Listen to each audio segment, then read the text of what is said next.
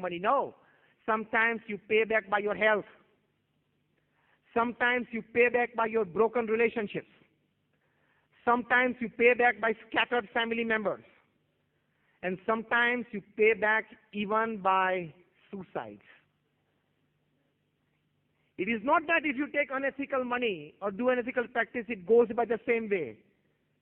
It has 1,000 ways to go out of you. And it goes. So your prized possession is not your status. Your prized possession is not your power. Your prized possession is not your money. Your prized possession is your ethical practice in profession. That is your most prized possession. If you can hold your head high in the presence of thousands of people, and if you can go to bed at night with a clear conscience, I have not hurt anybody today, I have not done anything unethical today, then no pillow is as soft as a clear conscience. That is the biggest achievement of human life. Otherwise, to grab somebody's food is a dog's job. Is to grab somebody's place is an animal's job. It's not a human's job. Living in a dignified way as a human being is the first duty of a human being. So ethical practice in any profession is our prized possession. And man, they are known for their ethical practices. And remember one thing. Talent and intelligence converted into knowledge and experience can take you to any heights. But only ethics and character can keep you there. The day you keep aside character, the day you keep aside ethics, your any amount of talent, any amount of intelligence, any amount of knowledge, and any amount of experience can become zero in a single second. And we all know hundreds of examples in this society today, because what a man should be is in the scriptures, and what a man is in the newspapers. What a man should be is in the Srimad Bhagavad Gita or in the scriptures, and what a man is in the newspapers. You may be the president of the International Monetary Fund, or you may be the director of McKinsey. You may be anybody, Strauss, Ken, or Rajat Gupta. Your talent and intelligence and knowledge can take you to any heights. But if you lose ethics, if you lose character, within seconds, it can bring you to zero.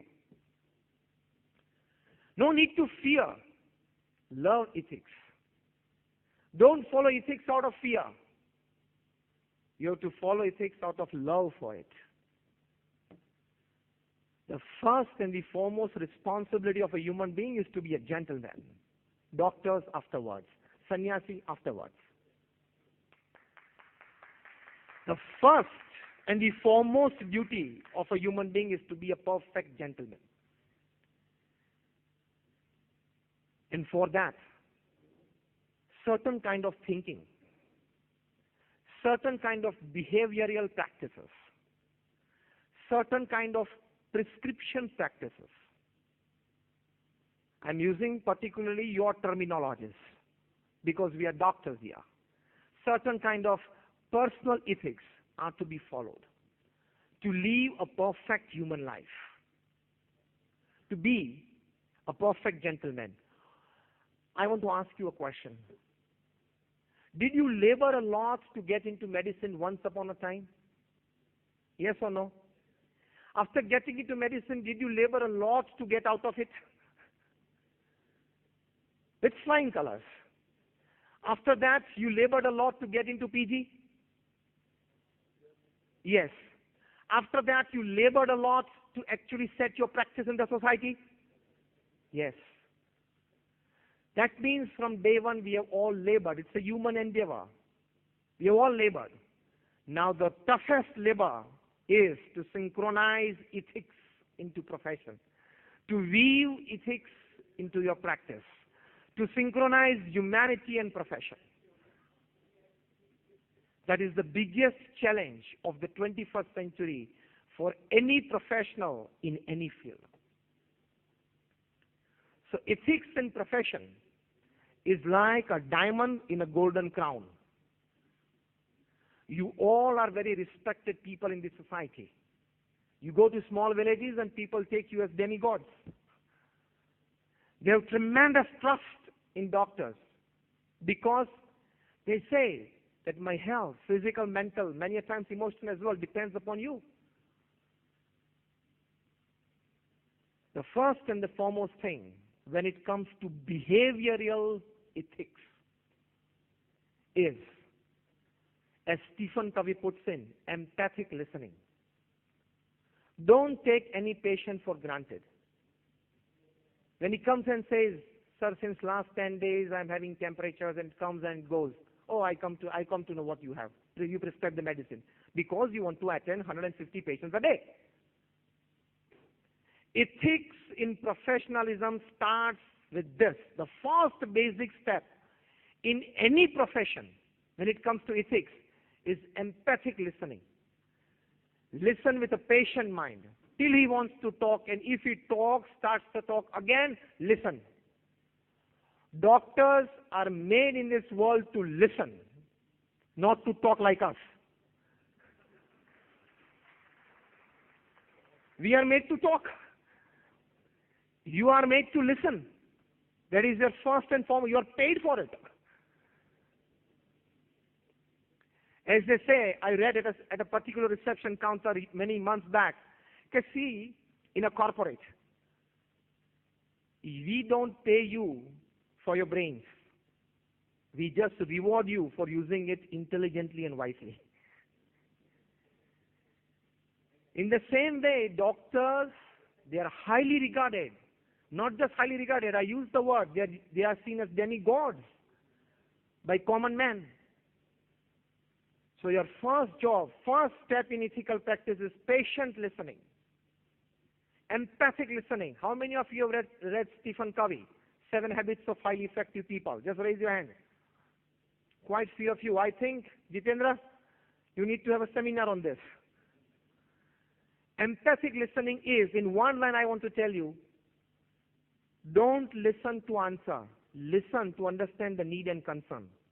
That is called empathic listening. Listen to the patient, not to prescribe. At present, we are listening to the patient to prescribe.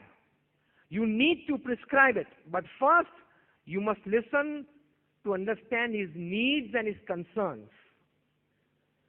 Most of the times, most of the patients have this experience. As friends, I want to share with you today that when we go to the doctor, when we just start our talk, within the second line, he said, okay, I know what is wrong with you, and he prescribes and gives us the prescription. Go and get the medicine. But along with a couple of things, along with the temperature, he wants to tell you I have a backache. Along with that, he says that every day I wake up half midnight, that is midnight. Even in the morning, I get some cough. In the evening, I don't have it. He has a list of 10 other minor things to tell you. You just go by the first 2 sentences and prescribe. Mostly it happens, yes or no?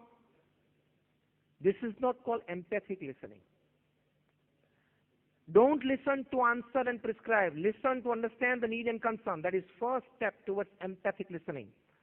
So diagnose well before you prescribe. These are the words used by Stephen Covey in 7 Habits as well. Diagnose properly to prescribe. This is the most important thing.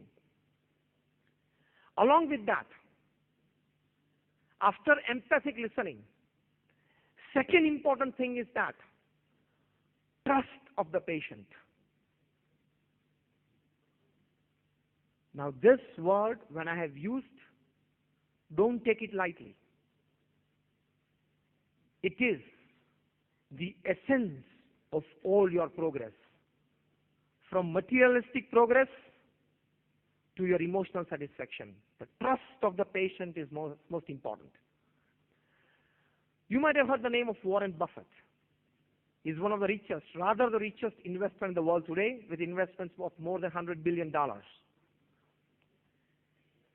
He has 63 companies under his flagship company, Berkshire Hathaway. You might be surprised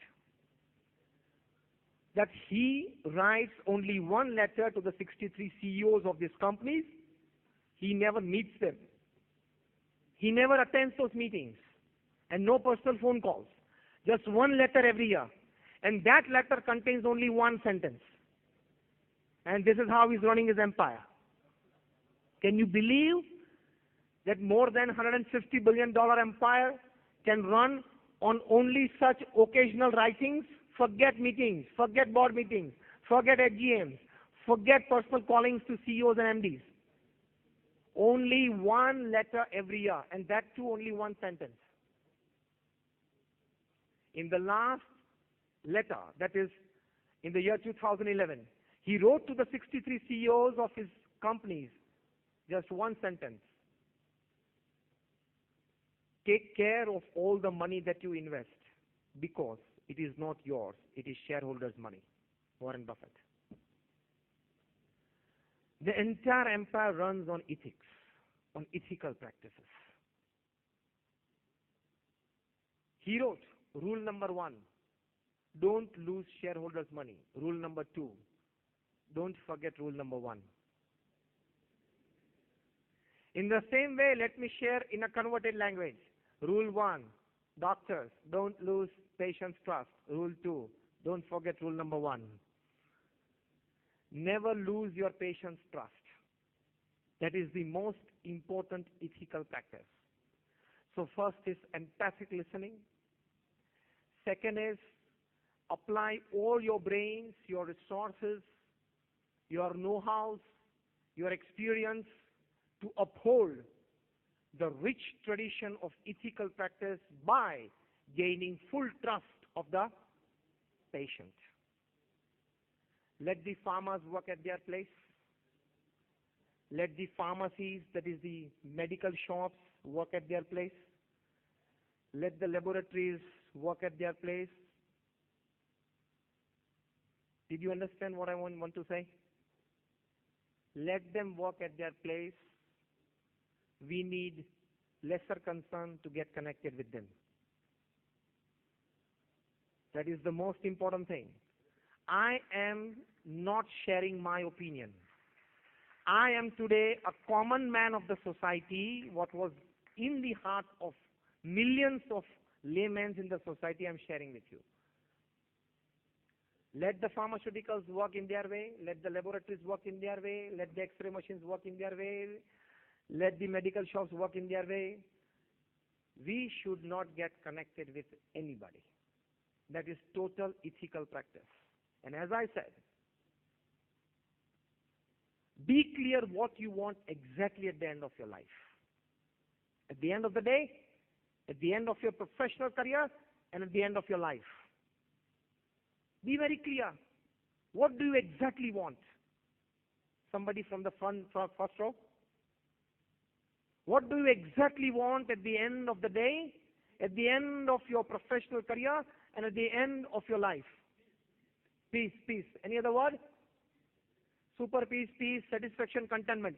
Recently, see, शांति से मरना, वही बात कर रहा हूँ. तो इनएथिकल practice क्या शांति लाएगी? हाँ, शांति से जीना, वही बात है. तो इनएथिकल प्रैक्टिस लाएगी? हाँ, वही. These are the common answers. In one or the other way, it means the same: satisfaction and peace.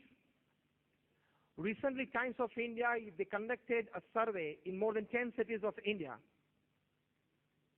In the age group of 17 to 55, more than about 500,000 people were surveyed across states, across culture, across languages.